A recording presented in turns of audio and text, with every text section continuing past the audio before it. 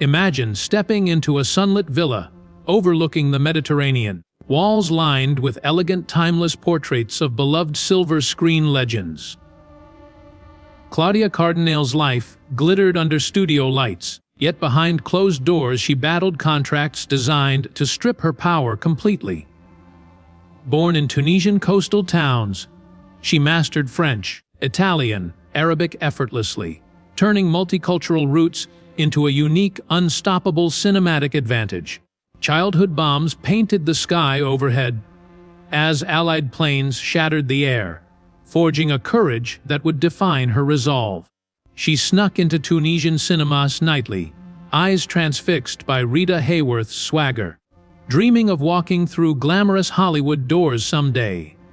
At 18, an accidental beauty contest win thrust her into Venetian spotlights, forever changing her destiny with a triumphant smile. Powerful producers circled quickly, with Franco Cristaldi offering a 7-year contract that promised fame, but concealed suffocating hidden clauses. Under his iron grip, she filmed iconic classics, while her earnings vanished into his company's vaults, leaving her pockets bare. Hidden from public view, her only child was passed off as a sibling, a secret haunting each red carpet step. Despite lavish accolades for epic films, she remained contractually invisible, unable to claim the untold fortune her talent rightfully earned. Rumors swirled of hidden bank accounts in Swiss vaults, of assets flowing from her blockbuster hits into secret offshore havens. She endured manipulation, wardrobe dictates, weight requirements, and forced silence, a Hollywood bargain she accepted to further her cinematic dreams. Her breakout role opposite Omar Sharif headlines, but it also strengthened Cristaldi's hold, chaining her to films against her ambitions. Behind closed doors, she endured whispered threats, secret pressure to comply with powerful financiers, an underworld beneath her public persona. News of her missing earnings trickled through gossip columns, igniting curiosity and fueling speculation among journalists, fans, industry insiders alike. Years later, she broke free, dissolving her oppressive contract, and began a crusade to reclaim her finances and personal narrative.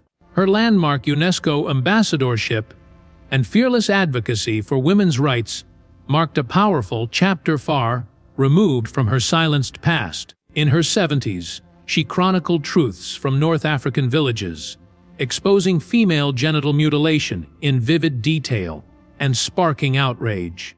Yet controversies followed, as her own charitable foundation faced criticism for elitist exhibitions, igniting debate around her true philanthropic intentions.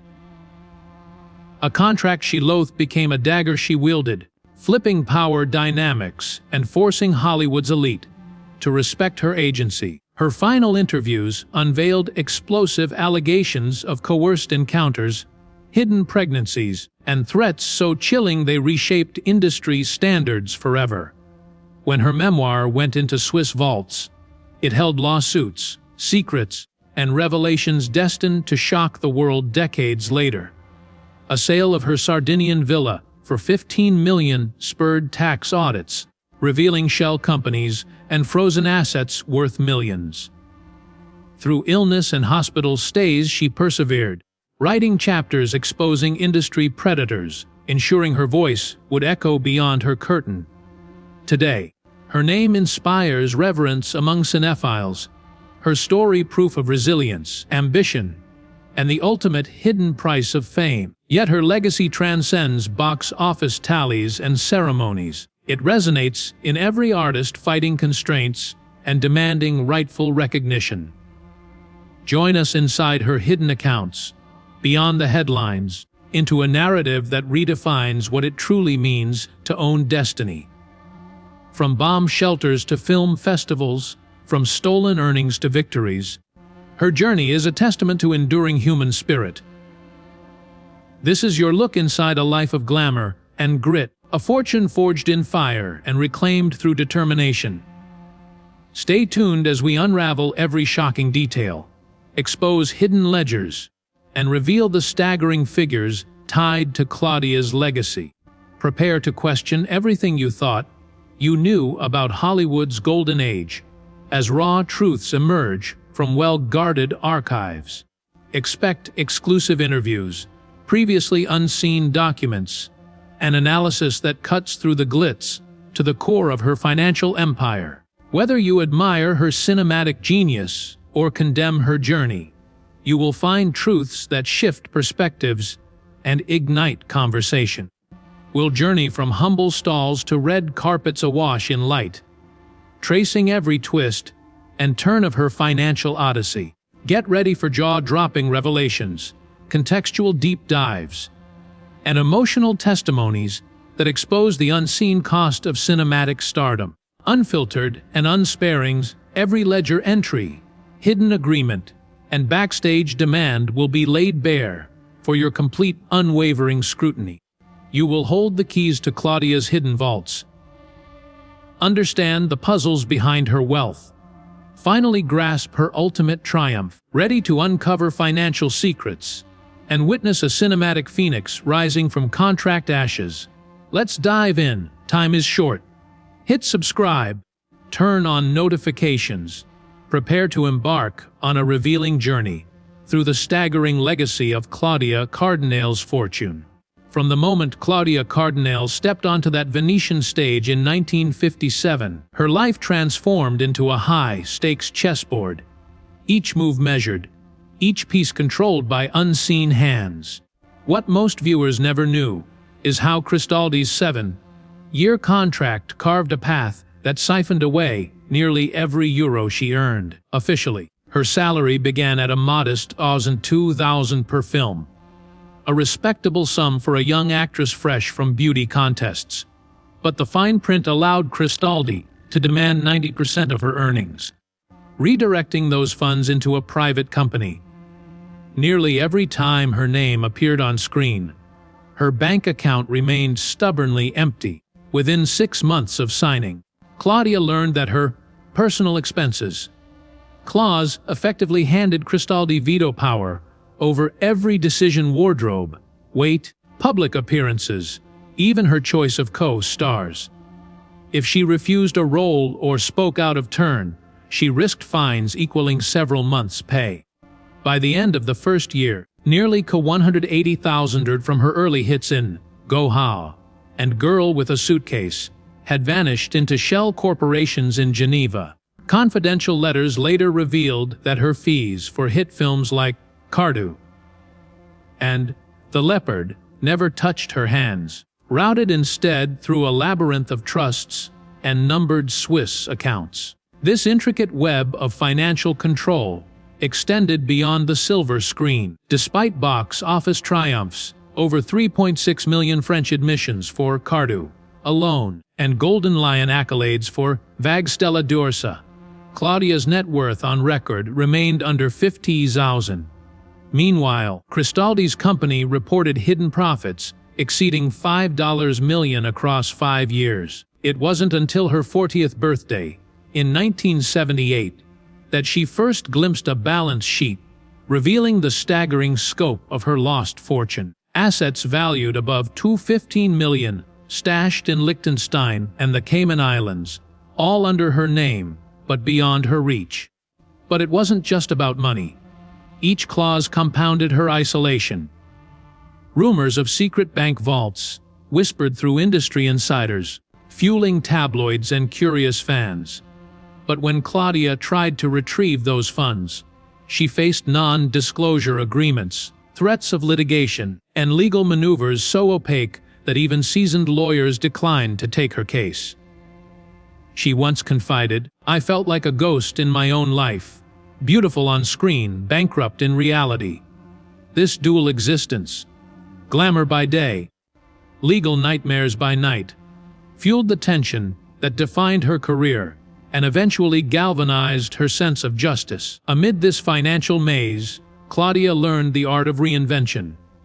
Each film party, each festival appearance became an opportunity to gather intelligence. She pressed contacts in banking, whispered to accountants, and quietly tracked the flow of funds. She befriended a Swiss compliance officer, code-named Julian, who leaked internal memos showing her royalty checks rerouted to numbered Company 45A in Luxembourg. These documents became the cornerstone of her later lawsuit, filed in Rome's Tribunal of Value in 1976. By then, she had scraped together enough private savings, less than 20,000 after 9 years, to pay her legal team. The courtroom drama that followed rivaled any script she had filmed. Under glaring lights, her former producer's attorneys deployed stall tactics, claiming lost records, destroyed ledgers, and fading memories. Yet Claudia presented exhaustive logs, payment confirmations, wire transfer slips, and handwritten notes from Cristaldi himself detailing compensation sharing. In a landmark 1978 ruling, the court finally ordered the repatriation of her hidden assets, backdated interest and penalties, pushing her recovered sum past $212 million.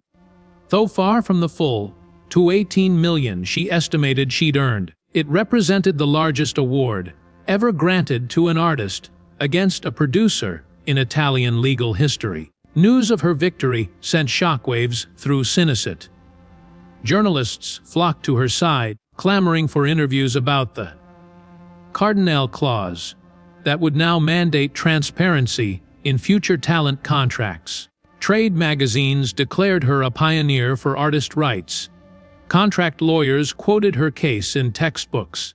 Yet, even as she reclaimed her finances, Claudia insisted that true liberation came from regaining control of her narrative. The same press that once fetishized her bikini-clad debut now celebrated her as a champion of fairness.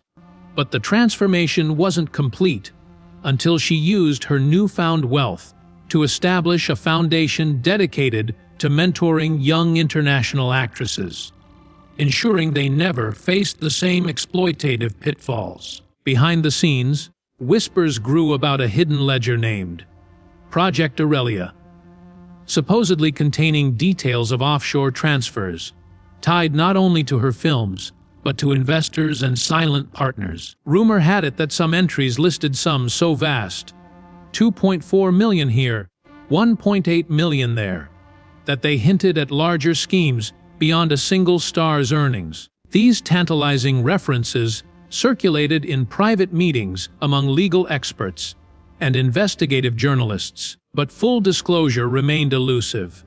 Claudia guarded that information closely, fearing retaliation or renewed legal battles. Yet her public crusade never lost its fervor. In her 1980 UNESCO speech, she revealed general figures. Imagine earning $500,000 for a single project, only to receive $5,000 in your account. That was my reality. Her candor inspired a generation of performers to demand clear contract terms and fair compensation.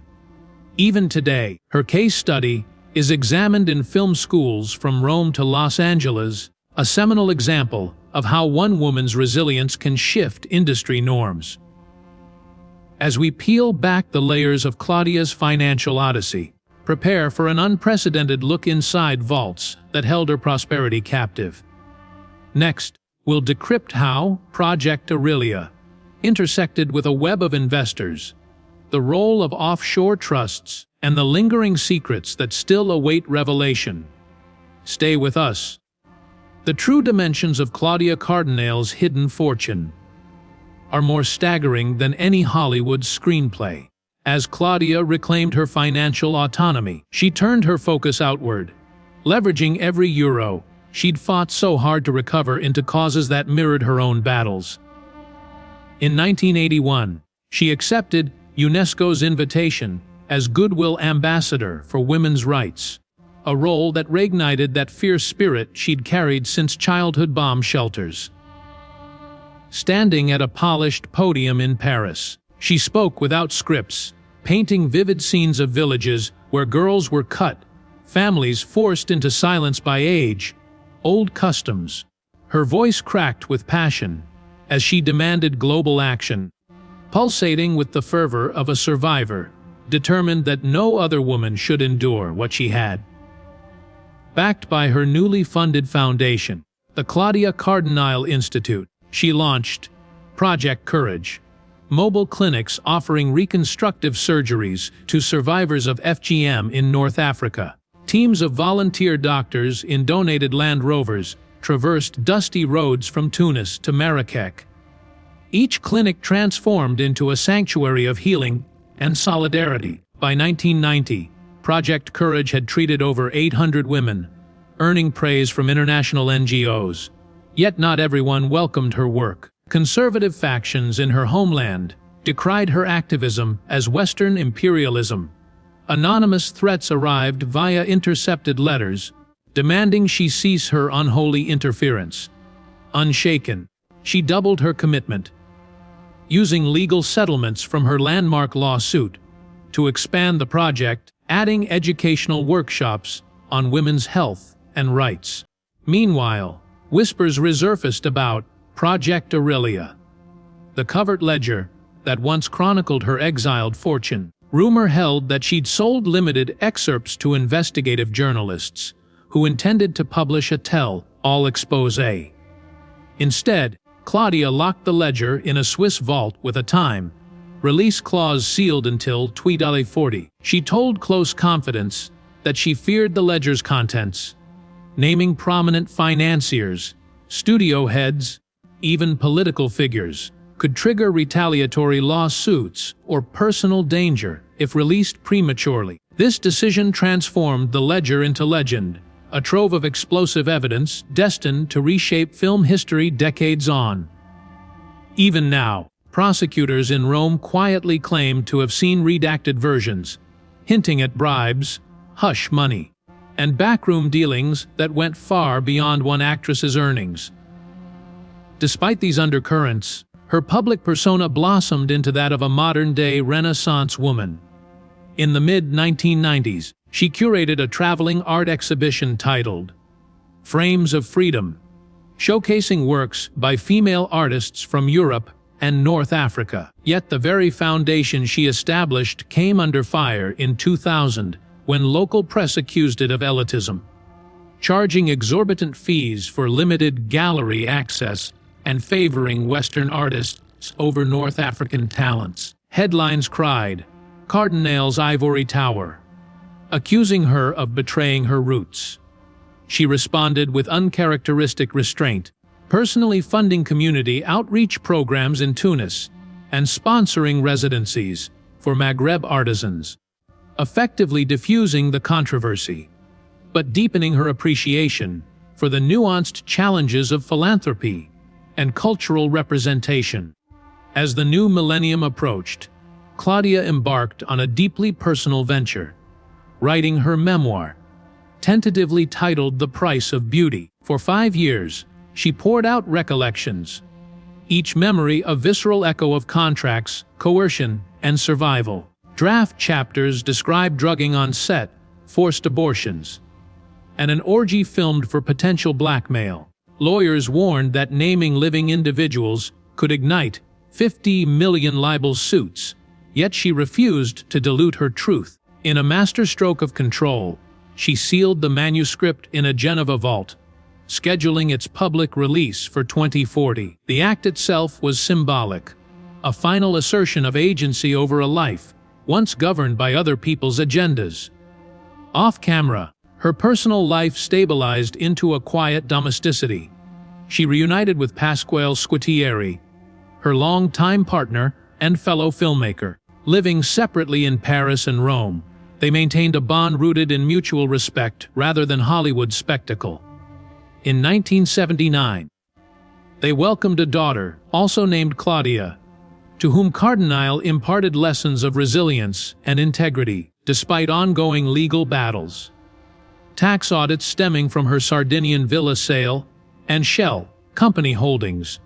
She weathered each storm with a serene dignity, drawing upon that inner fire forged during World War II air raids. In 2022, at age 84, Claudia took on her final role in The Island of Forgiveness. Battling a walking frame and memory lapses, she inhabited her character with an authenticity born of pain and perseverance. when production doubled its budget due to delays. She negotiated additional support for her foundation as part of her contract. Another testament to her shrewd understanding of leverage. The world watched as her last curtain call unfolded on Akana's red carpet. There, peers and proteges applauded not just an actress, but a trailblazer who reclaimed her destiny. As we look inside Claudia Cardinale's staggering fortune, we see more than numbers in a ledger. We witness the arc of a life that transcended exploitation, transforming betrayal into empowerment, contracts into catalysts for change. Behind every euro recovered lies a story of courage reignited, a woman who refused to be ghosted by history and instead wrote her own final act. In our next section, we'll dissect the intricate mechanisms of her offshore structures, explore the legal frameworks she appended, and reveal the lasting impact of her legacy on today's filmmakers and activists alike. From clandestine Swiss vaults to sunlit Cayman Islands offices, Claudia's financial web stretched across continents, each strand tied to structures she later dismantled. Imagine a spider's silk glinting in the sun, delicate, nearly invisible, yet capable of ensnaring the weightiest prey. For decades, that web guarded her fortune, built on a foundation of shell companies, nominee directors, and precision-engineered trusts. Behind her glamorous smile lay a labyrinth designed to conceal thousands of deposits, dividend streams, and profit shares that stemmed from her cinematic triumphs. These mechanisms were as much a part of the industry as film reels and studio lights, yet rarely did anyone probe beneath the sheen of an actress's success. At the heart of this network lay two key vehicles. The first was Aurora Holdings AG, incorporated in Zug, Switzerland, renowned for its banking secrecy laws. Under the guise of media consulting, Aurora funneled profits from Hollywood and European co-productions into numbered accounts. Claudia's admirer, turned accountant, Julius, once whispered of a staggering $4.2 million that moved through Aurora in a single month after a blockbuster release. The second was Coral Foundation, a charitable trust registered in the British Virgin Islands, ostensibly created to administer her philanthropic projects. Coral held substantial investments in Cayman, registered shell companies that owned equity in several late 1960s films, while public records credited Coral with funding art exhibitions and educational programs. Its true balance sheet revealed multi-million-dollar stakes in movie rights, merchandising deals, and foreign distribution agreements. This duality, public charity and private profit, embodied the contrast that defined Claudia's life. As she healed FGM survivors in North Africa, backroom ledgers continued to grow, untouched by taxes hidden from her control. Yet each legal battle she waged chipped away at the walls of this financial fortress. Her first major breakthrough came in 1983, when her lawyers secured a landmark precedent in the Swiss Federal Tribunal. The suit argued that Swiss trustees owe fiduciary duties to beneficial owners, even when records are sealed. Until that moment, banks could hide behind opaque holding structures as shields against outsiders. The tribunal's decision tore a hole in that shield, mandating disclosure of beneficial ownership in cases of alleged malfeasance. Overnight, Pandora's box cracked open. Investigators gained access to vaults, once thought impenetrable, setting the stage for modern transparency laws around the world. France soon followed suit, revising its banking regulations to compel trustees to reveal the identities of beneficial owners if authorities present a valid court order. Italy, too, reformed its corporate registry requirements, inspired by media coverage of Claudia's struggle. Today, these reforms underpin anti-money laundering statutes that artists, athletes, and entrepreneurs navigate as a matter of course. Claudia Cardinale, without fanfare, became the unwitting architect of a global shift toward financial accountability. Her personal crusade morphing into systemic change. But the costs of this transformation were profound. Exposing offshore structures meant inviting scrutiny upon her charitable ventures. Critics leveraged new transparency rules to probe Coral Foundation, unearthing its ties to film rights and disputing whether its earnings qualified as genuine charitable income. The foundation faced audits in 3 jurisdictions and a cascade of legal fees that consumed nearly 1/5 of its annual grant budget. Yet through every challenge, Claudia remained undeterred. As she often said in late-night interviews, "Courage isn't the absence of fear. It's the resolve to face consequences for the greater good." Her willingness to pay these costs earned her admiration from reformers and irritated those who profited from secrecy. Lobbyists for offshore financial centers waged discreet campaigns to block further reforms, deploying think tanks and funding academic papers that championed jurisdictional privacy as an economic right. Articles appeared in respected law journals, arguing that compulsory disclosure could sabotage legitimate confidentiality interests and chill foreign investment. Yet the momentum pressed on. The 2010 tax information exchange agreements between the US and Switzerland, the 2015 Common Reporting Standard by the OECD, all bore fingerprints of the precedent set in part by Claudia's case. While regulators celebrated, Claudia focused on using these new tools for social good. In 2002, she leveraged a disclosure order in the British Virgin Islands to reveal 3 primary beneficiaries of Coral Foundation: herself, her daughter Claudia, and a Tunisian women's shelter. This revelation silenced claims of disingenuous giving, allowing Project Courage to secure long-term funding from UNESCO and private donors. With her foundation's charter now transparent, she expanded into microloan programs, supporting female film students in Morocco and Egypt. Each grant, each scholarship, traced back to the film royalties that Cristaldi once hoarded. She had effectively turned the symbols of her oppression into instruments of empowerment.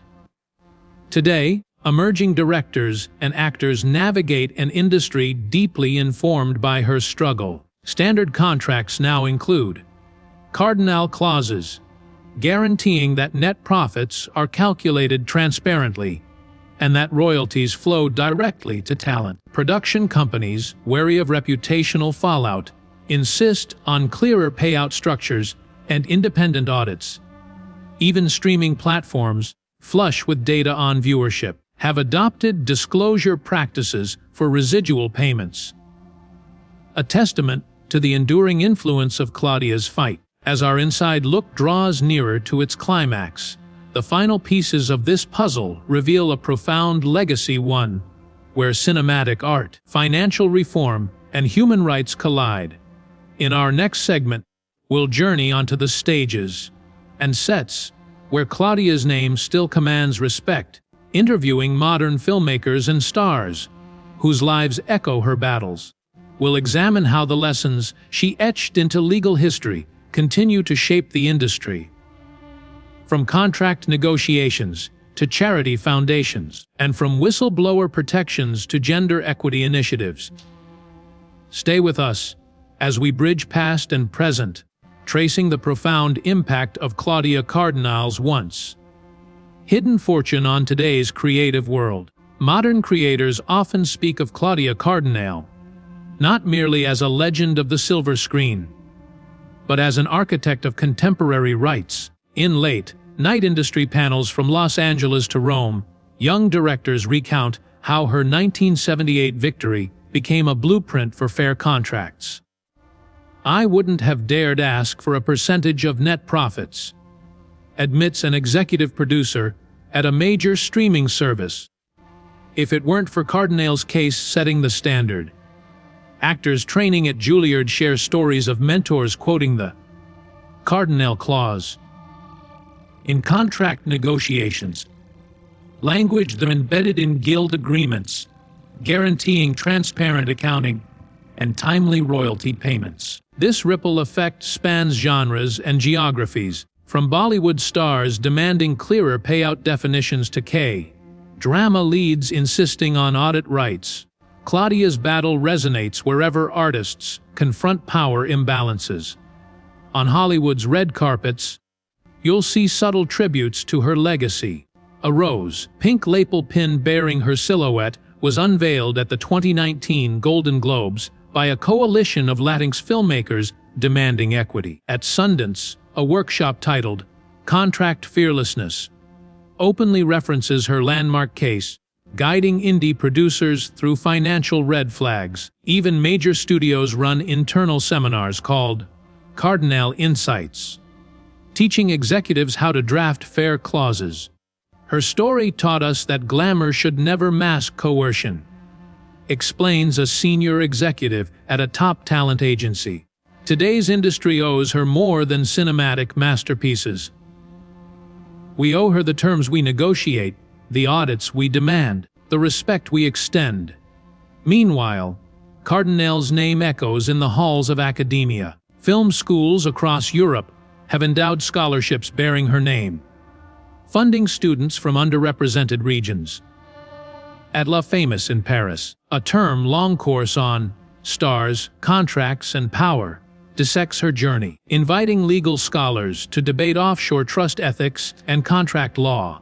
In Los Angeles, the UCLA School of Theater, Film, and Television houses the Cardinale Archive, a digital repository of declassified court documents, annotated scripts, and letters she penned. Students download these primary sources to examine language that once silenced her, now transformed into clauses, protecting their futures. Professors say her story shifts the classroom dynamic, no longer abstract theory, but an intimate case study of survival and strategy in a ruthless environment. Beyond contracts, her influence permeates philanthropic frameworks. When modern actors launch foundations, they emulate her dual structure model: public causes paired with transparent trust management. The young Swedish director Greta Lindström, for instance, created an NGO for refugee women, ensuring her board includes independent trustees and undergoes annual financial audits. She credits Cardinale's transition from secretive trusts to open philanthropy as her inspiration.